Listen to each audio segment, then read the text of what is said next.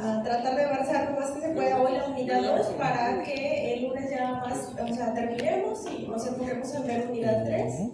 Y tienen mañana sus prácticas, ¿verdad? Sí. De simulación.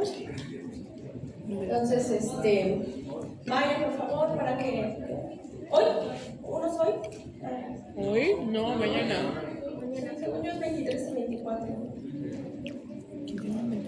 Chécalo ahí en el prontuario. Bueno chicos, de aquí, de este tema en cuanto de anatomía de nariz, básicamente lo que me interesa que sepan, que recuerden, pues es que la cavidad nasal, ¿verdad? ¿Qué hay en la cavidad nasal? ¿Para qué sirve la cavidad nasal? Los senos paranasales. Bueno, la cavidad nasal, tenemos básicamente el tabique, ¿verdad? Que divide la cavidad en dos partes, la fosa nasal derecha, la fosa nasal izquierda. En cada fosa tenemos 3 cornetes en la pared lateral de hueso, tenemos 3 estructuras del mismo hueso que sale, que son los cornetes. Tenemos el de abajo, el de medio y el de arriba, ¿no? Inferior, medio y superior. Y los senos paranasales pues son cavidades de aire que siempre producen muco, pero alrededor de la nariz. Bueno, la embriología es importante pues para entender de dónde vienen las estructuras. Sin embargo, no le pongan tanta atención a eso, no se lo voy a preguntar, pero de anatomía sí. Lo que me interesa, bueno, por ejemplo, de desarrollo embrionario, de crecimiento, lo que me interesa es que vean, por ejemplo, que el único seno paranasal que podemos ver radiológicamente en los infantes, incluso desde el primer año de vida, son los maxilares, ¿verdad? No, perdónenme, los etmoidales, los presentes al nacimiento son los etmoidales. Entonces, cuando no ven los maxilares y cuando los ven velados en un niño pequeño de 1 año, 2 años, 3 años, es porque apenas están creciendo. Entonces, a veces les hacen radiografías a los 2 años, 3 años, y como los maxilares no los ven, no están velados, pues ya dicen que tienen sinusitis, y en realidad no, en realidad estos son de los últimos en crecer. Entonces, los únicos que sí vemos desde el nacimiento son los etmoidales, ¿verdad? Y es un crecimiento así como del centro hacia afuera, ¿verdad? Los etmoidales son los más centrados, ¿verdad? Y luego crecen hacia el frontal, y luego hacia el maxilar, y hacia atrás hacia los esfenoidales, ¿verdad? Entonces, eso nada más que lo recuerden. Aquí vienen estas etapas de crecimiento, del centro hacia afuera, del centro hacia la periferia, va creciendo, va neumatizándose conforme va creciendo en edad el niño, ¿verdad? Entonces, al nacimiento solamente vemos algunas centillas etmoidales, ¿no? Entonces, si no ven maxilares, no se agobien, no es que tenga sinusitis en una radiografía. Entonces, a la nariz, pues bueno, la dividimos en la nariz externa, que básicamente es la estructura, ¿verdad?, que vemos, que es la punta de cartílago, por eso se mueve, luego hacia arriba y hacia atrás la pirámide de hueso, que son los 2 huesos nasales que se unen en el centro, y el lóbulo, que es básicamente tejido graso, tejido conectivo, el lóbulo o punta. Y por la nariz interna pues es nada más el tabique y la pared lateral, que son los cornetes. Importa también que sepan los sitios de drenaje de los senos paranasales, esa sí es pregunta ahí del examen. Entonces, debajo de cada cornete tenemos una desembocadura, que es anatómicamente importante. Debajo del cornete inferior tenemos la desembocadura del conducto nasolagrimal, por eso cuando lloramos nos congestionamos, ¿verdad? Drena más lágrima de lo normal y irrita la mucosa. Debajo del cornete medio tenemos la desembocadura del drenaje de los senos del frontal, del etmoidal anterior y de los maxilares, las celdillas etmoidales anteriores. Y debajo del cornete superior tenemos el drenaje de las etmoidales posteriores y de los esfenoidales, ¿vale? Eso es importante, ¿por qué? Pues porque si, por ejemplo, al hacer una endoscopía vemos secreción aquí, aquí o aquí, pues eso nos va a decir dónde, o sea, qué tipo de sinusitis es, ¿verdad? ¿Qué es lo que está afectado? ¿De dónde está drenando ese moco infectado? La nariz es una estructura que su vascularidad es en forma de red, ¿verdad? Pero está dada por diferentes arterias arterias grandes, ¿verdad? Tanto de la carótida interna como de la externa. De ramas de la carótida tenemos a la última rama, que es la oftálmica, y esta a su vez da las etmoidales, tanto anterior y posterior, tanto internas como externas. De la carótida externa tenemos a su última rama, que es la maxilar interna, y nos da la esfenopalatina. Las etmoidales básicamente dan irrigación anterior y la esfenopalatina es irrigación posterior. También existe el famoso plexo de Kieselbach, que es una red de capilares sobre el tabique, en el área 2 de Kotle, que es básicamente pasando luego el área de las vibrisas sobre el tabique, ¿verdad? Y se unen diferentes ramas de las etmoidales de la anterior y algunas de la posterior, pues sobre todo de las etmoidales anterior, algunos ramos anteriores de la esfenopalatina, la arteria labial superior, viene de la facial, y la arteria palatina mayor. Entonces, todas estas ramitas forman el plexo de Kieselbach en el área 2 de Kotle, o también que se llama área de Lidl. Y bueno, su drenaje es por las venas facial y la oftálmica superior hacia el seno cavernoso. Entonces, eso es importante también porque cuando tenemos infecciones severas en nariz, no solo sinusitis bacteriana, sino algo más grave como la mucormicosis, ¿verdad? Que es así, tiene una alta tasa de mortalidad, pues puede ocasionar, por drenaje venoso retrógrado, ¿verdad? Puede ocasionarnos una meningitis. Entonces, este es el área que les digo, área de Lidl, área 2 de Kotle, ¿verdad? Pasando el área de las vibrisas, es una zona altamente vascularizada. El 95-99% de los sangrados nasales de las epistaxis tienen origen en esa red. Por eso, afortunadamente, son bastante controlables, son autolimitados. Cuando ya el origen es de circulación posterior, de ramas de la esfenopalatina, tiende a ser mucho más difícil de controlar o más abundante, ¿verdad? O puede afectar más al estado hemodinámico. La inervación de la nariz pues viene básicamente por el trigémino, ¿verdad?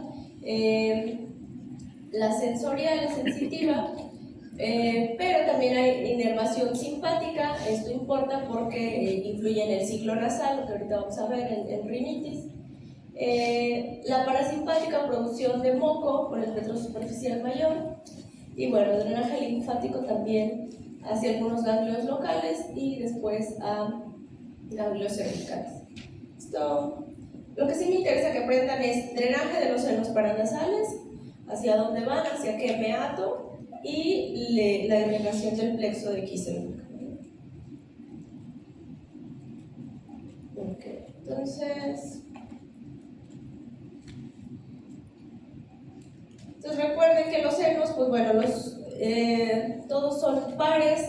El seno frontal, a pesar de que parece único, tiene un tabique, entonces también hay lado derecho, lado izquierdo, las celdillas etmoidales entre los ojos, los senos maxilares a nivel de los pómulos, y detrás de los etmoidales, los esfenoidales, ¿verdad?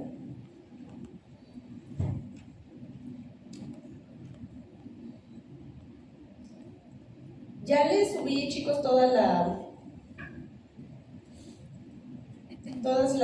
diapositivas para que lo revisen. Ya están tanto para el A y para el B las clases, ¿vale? No me voy a detener mucho en esto. Quiero que empecemos a ver ya patología.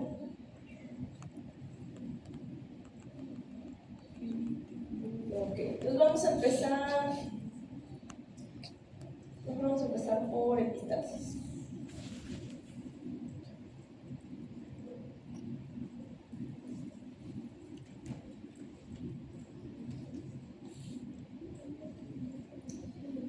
Entonces, epistaxis, pues bueno, es el término que designamos para hablar de una hemorragia nasal, ¿verdad? De la nariz o de la nasofaringe. La epistaxis grave es aquella que no se autolimita o no se controla por medios convencionales, o sea, presión local, aplicación de vasoconstrictor, y en la cual además no se identifica un sitio de sangrado. Todos en algún momento de la vida vamos a presentarla. Se habla de una prevalencia del 10 al 12%, ya de manera, digamos, anual, de los que lo aparecen de forma intermitente, sobre todo pacientes pediátricos que siempre se están picando, casi siempre tienen subyace una rinitis alérgica. Pacientes de edad adulta que además tienen hipertensión, tabaquismo, ¿verdad? Fragilidad capilar. Es más común en invierno y en primavera, porque son las épocas en las que se desata también la rinitis alérgica. Solo el 6% afortunadamente requiere atención médica, y la gran mayoría de las veces no hay un problema sistémico de base, o sea, no hay alteraciones de la coagulación, no hay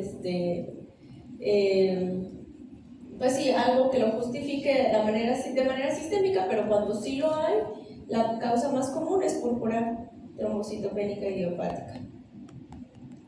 Entonces decíamos, hasta el 95% vienen de esos plexos, de ese plexo de Kieselbach, de esas arterias que mencionamos. La gran mayoría se autolimitan y solamente un 5 o 10% requieren algún tratamiento más agresivo, más invasivo, como la colocación de tampones, ¿verdad? Que es lo que van a aprender en su práctica de simulación. Entonces, la epistaxis anterior viene de esas ramitas, ¿verdad? Ramas anteriores de la himoidal anterior, la vía superior, algunos ramos anteriores de la esfenopalatina, ¿verdad? Y la posterior casi siempre son, la epistaxis posterior casi siempre son ramos de la arteria esfenopalatina. Lo ideal cuando hay un sangrado que ha sido recurrente, que tiende a ser algo abundante o que tarda en autolimitarse, pues es hacer una endoscopía para identificar el sitio de sangrado. Cuando lo identificamos, pues se ve el botón vascular, ¿verdad? A veces se ve ahí pulsando, latiendo, cuando está un sangrado activo, o a veces ya nada más encontramos la costra, pero sí vemos cierto grado de inflamación alrededor del vasito. Entonces, cuando lo identificamos, pues lo ideal es cauterizarlo por métodos químicos, usamos nitrato de plata. Y cuando no lo identificamos, pero no hay un sangrado activo, podemos dejar solamente medicamento o podemos colocar, si está activo, podemos colocar algún tapón, ¿verdad? Entonces, así se ve un sangrado anterior en el área del hígado, o sea, sobre el tabique generalmente. A veces también es a nivel de la cabeza del cornete, pero eso es importante hacer la endoscopia para ver todas las estructuras. Y cuando es un sangrado posterior, puede ser a nivel del arco de la coana o en alguna parte de la región posterior. Puede ser sobre el cornete, puede ser sobre el tabique.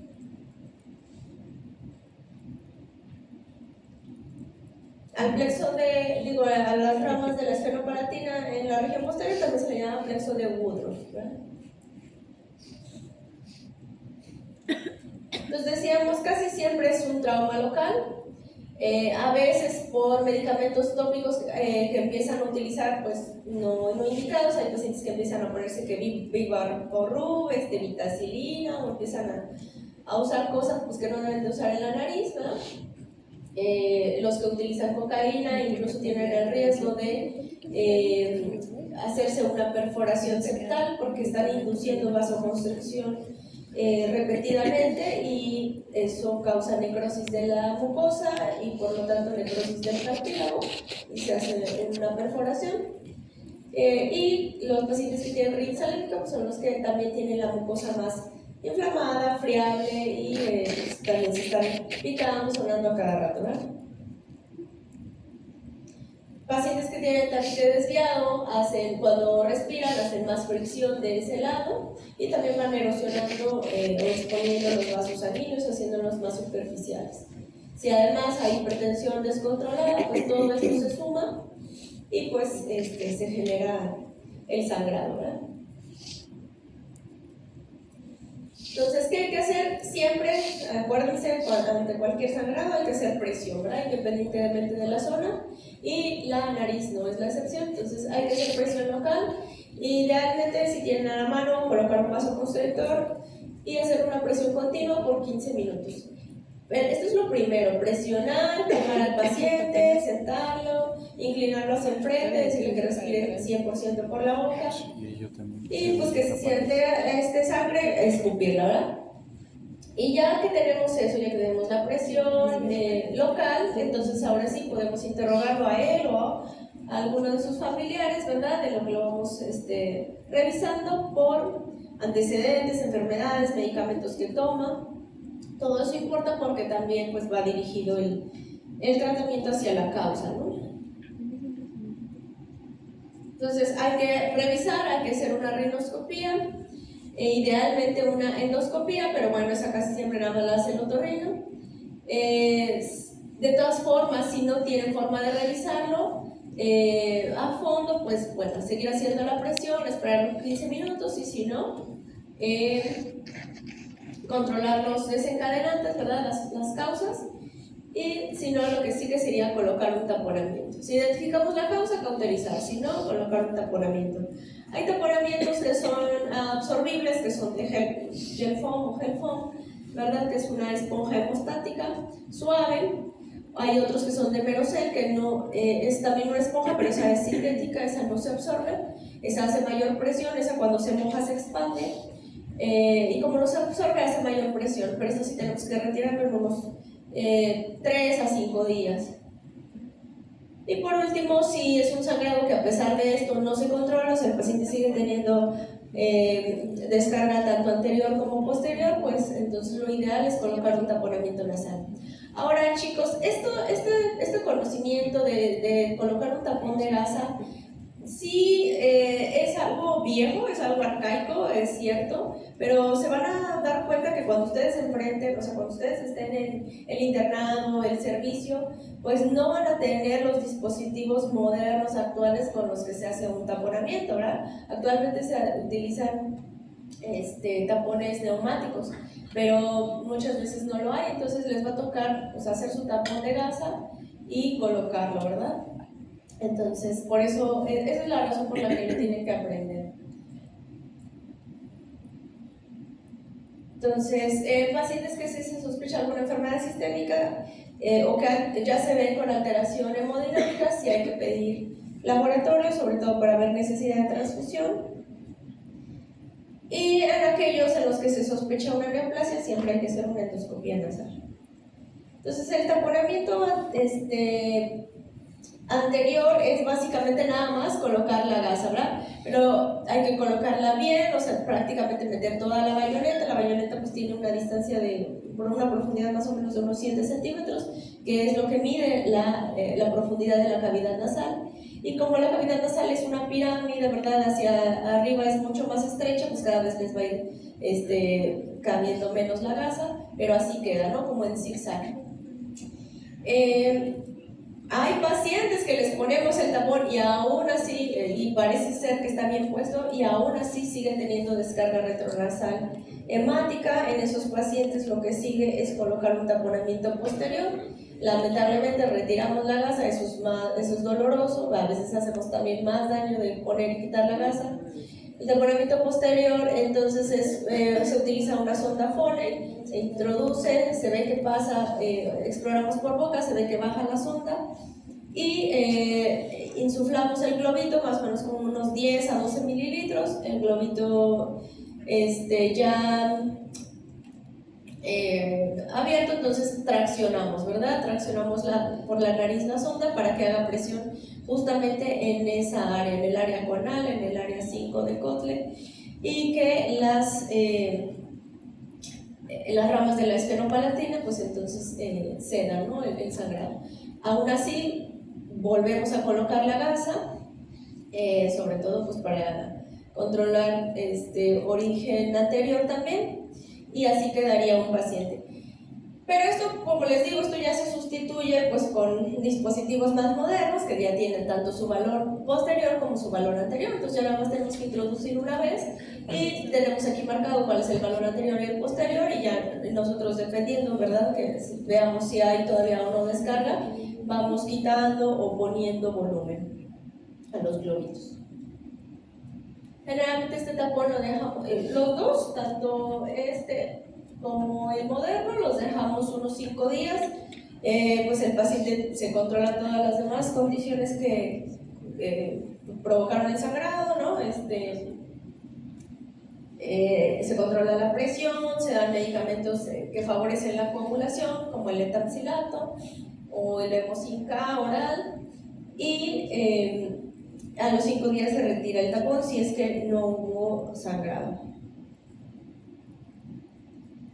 Entonces, ya en sangrados muchísimo más incontrolables, que esto la verdad es raro, o sea, es raro que una vez poniendo este tapón aún así siga sangrando el paciente. Ya serían pacientes o que tienen trastornos de la coagulación tipo hemofilia, o que por sus condiciones también no permiten una coagulación, o sea, pacientes en contexto, pacientes oncológicos, pacientes renales, pacientes, digamos, graves, ¿verdad? O incluso pacientes en terapia intensiva, pacientes con cirrosis, ¿no?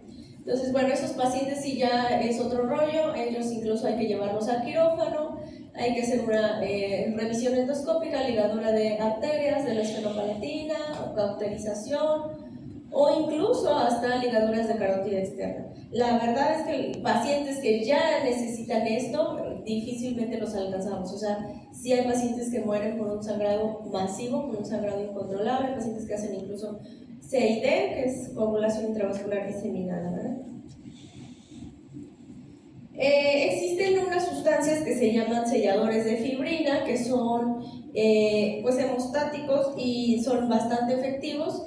Entonces, aquí la NOM, la Guía de Práctica Clínica, dice que si contamos con ello, pues es preferible colocarlo en la fosa nasal, incluso antes de poner un tapón de gasa o neumático. Pero la verdad es son pocos los lugares que lo tienen.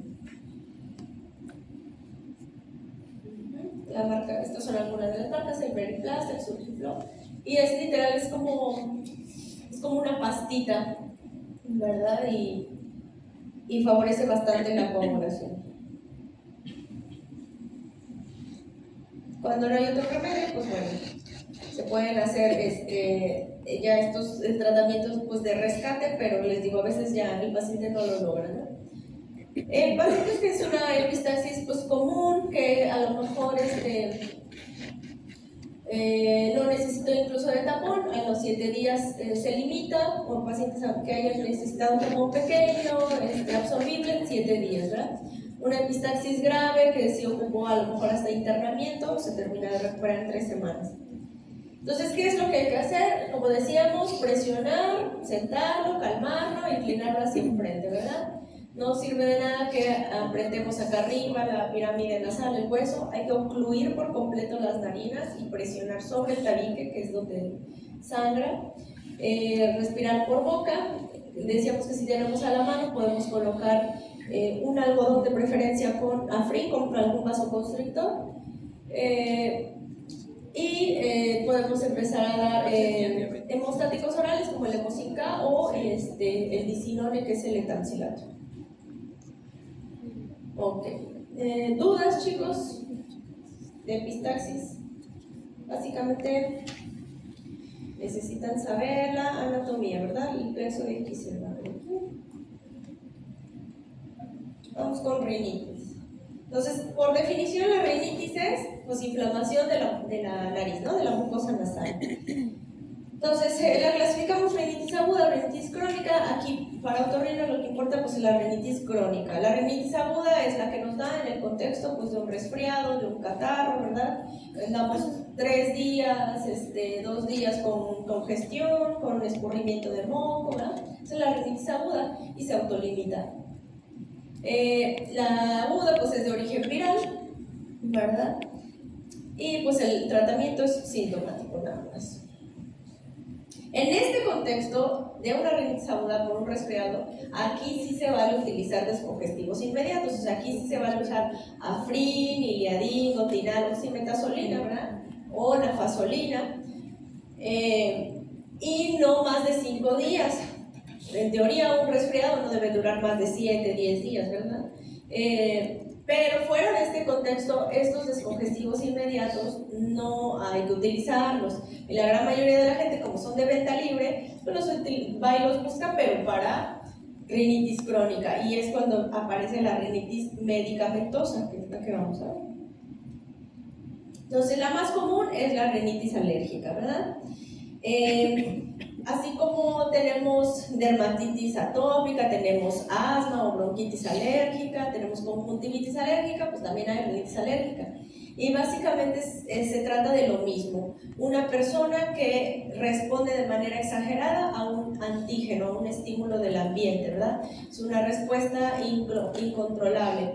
Primero hubo una fase de sensibilización y luego una fase de donde se desencadena toda esta respuesta.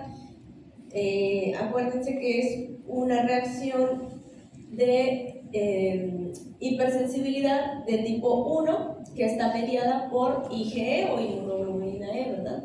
Y a su vez la inmunoglobulina E activa eosinófilos y activa la liberación de las sustancias químicas de los mastocitos y de los basófilos, que son pues básicamente la histamina, ¿verdad? Que causa todos los síntomas. Entonces, ¿qué síntomas?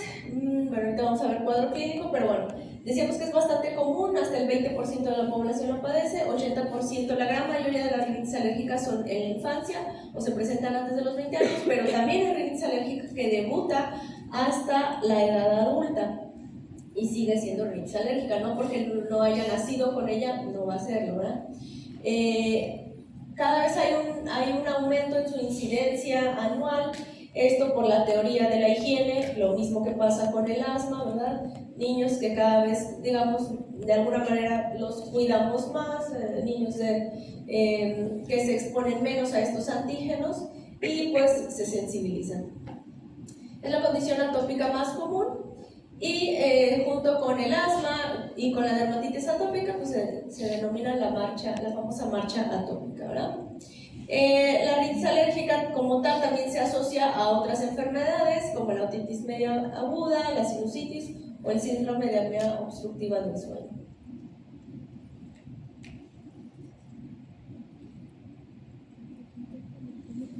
Bueno, la susceptibilidad en realidad depende de la herencia. Se dice que un niño con un papá alérgico tiene una probabilidad de ser alérgico también en un 33%, pero cuando los dos papás son alérgicos, hasta el 42%, ¿verdad? Entonces, sí es heredable, o sea, es bastante fuerte ese factor, ¿verdad? Se dice que también que sea hombre lo pone en mayor riesgo. Aquí no sé por qué se me movió esta animación.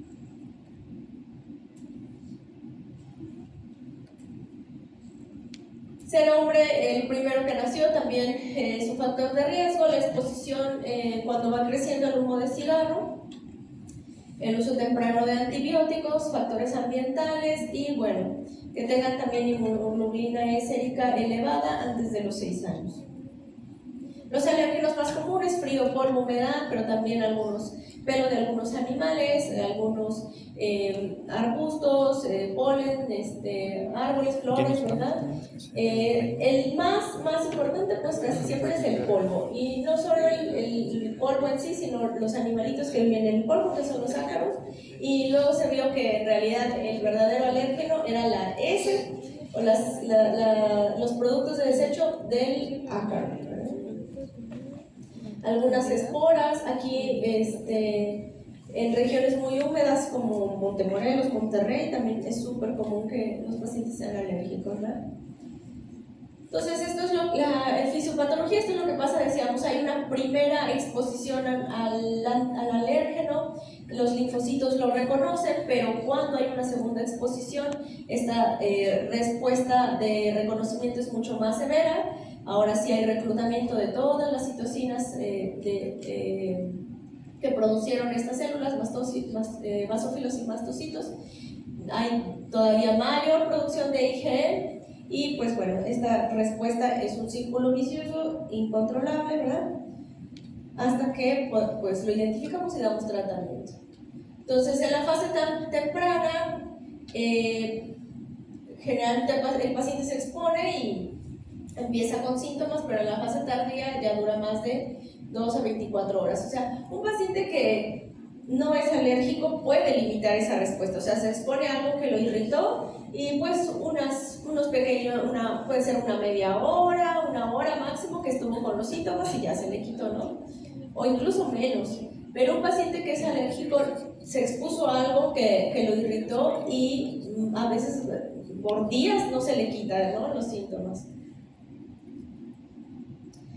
Antes clasificamos a la rinitis alérgica en rinitis estacional, o sea, que solamente les daba en primavera o solamente les daba en invierno, y una rinitis perenne, o sea, que tenían los síntomas todo el año. Ahora, a partir del 2008, la clasificación área de asma, ¿verdad?, la divide según la duración e intensidad de los síntomas. Entonces, solamente decimos intermitente o persistente, y esto es intermitente en base a cuántos días de la semana tiene síntomas y si estos síntomas persisten por menos o más de 4 semanas. Menos de 4 semanas, menos de 4 días por semana, intermitente. Y persistente por más de 4 semanas, por más de 4 días a la semana con esos síntomas. O sea, un mes, menos de un mes o más de un mes, ¿verdad? Intermitente y persistente. Y leve, moderada, severa es nada más que tanto afecta a su calidad de vida. Moderada, severa, pacientes que ya no pueden hacer actividades deportivas al aire libre, que interfieren con su sueño, ¿verdad? Con su alteración en el tono de voz, en el habla. Entonces, dependiendo de eso, se clasifica. Entonces, síntomas, básicamente la triada alérgica aunada a una obstrucción o una congestión nasal, ¿verdad? La triada alérgica es comezón, estornudos y escurrimiento de moco, o sea, prurito, estornudos en salva y rinorrea y alina. Los estornudos en salva son estornudos como ataques de estornudos, ¿verdad? Seguiditos, generalmente más de 4 continuos. Y además pues puede haber trastornos en la olfacción, sobre todo si la mucosa olfatoria, que esa está en el ático de la nariz, está muy hinchada, o si además a lo mejor ya tiene presencia de pólipos. Entonces, en los niños es fácil identificarlo porque vienen ya con ojeras, ¿verdad? Vienen con el famoso saludo alérgico, que es que siempre se está tallando la nariz hacia arriba. Las líneas nasales, que son pequeñas como arruguitas que se les hacen en el párpado inferior. Las líneas de Lenny Morgan, ¿verdad? También. Son niños que siempre están respirando por la boca, se ven cansados, ¿verdad? Así se ven. Con ojeras, ¿por qué? Pues porque aquí hay congestión venosa, por eso se ven más oscuras sus ojitos. Estas líneas, ¿verdad? Algún edema palpebral, sobre todo si también se acompaña de conjuntivitis alérgica. Así se ve la mucosa de un paciente con rinitis alérgica. Una mucosa normal debe de verse lisa, debe de verse rosa, de un color rosa pálido, pero los pacientes con rinitis alérgica se les ve un color violáceo, como un rosa morado o un rosa azulado, ¿verdad? O a veces hasta grisáceo. Y muy congestiva, o sea, se ve hinchada la mucosa. A veces están los cornetes tan grandes que están contactando con el tabique. Vemos muchos puentes de moco que son así literal como telarañas de moco, ¿verdad? Entonces es importante identificarlo. Algunos pacientes en los que ya esta respuesta es muy severa forman pólipos. Los pólipos No los consideramos tumores como tal porque no es una neoplasia, pero es la misma mucosa inflamada, redundante, que a veces, dependiendo de dónde crezcan, pueden ser parte del mismo cornete o pueden formar parte de la pared lateral nasal y a veces tapan el sitio de drenaje de los senos paranasales ocasionando sinusitis, ¿verdad? Existe típicamente una asociación, una enfermedad que se llama la tríada de Samter. La tríada de Samter son los síntomas, ¿no? Pero existe esta enfermedad que se llama enfermedad respiratoria exacerbada por la aspirina, que son pacientes que tienen, en el contexto antecedente de asma, tienen rinitis alérgica, han desarrollado pólipos nasales y son pacientes que clásicamente cuando consumen aspirina empeoran sus síntomas nasales, o sea, se congestionan más, empiezan con más rinorrea o se complican con una sinusitis, ¿vale? Es algo que todavía no se sabe por qué, pero así se llama, enfermedad respiratoria exacerbada por aspirina o salicilate. También pasa con el sulindal. Hasta aquí lo vamos a dejar, chicos. Revisen las diapositivas, ya están todos los temas en la 42 para que, pues, si tienen dudas, acá los resolvamos, ¿vale? Y vayan a sus prácticas porque pues nada más pasar la lista de los que fueron y sí les cuenta, sí les cuenta su 10%. 10%. Sí, son 5 y 5. No más.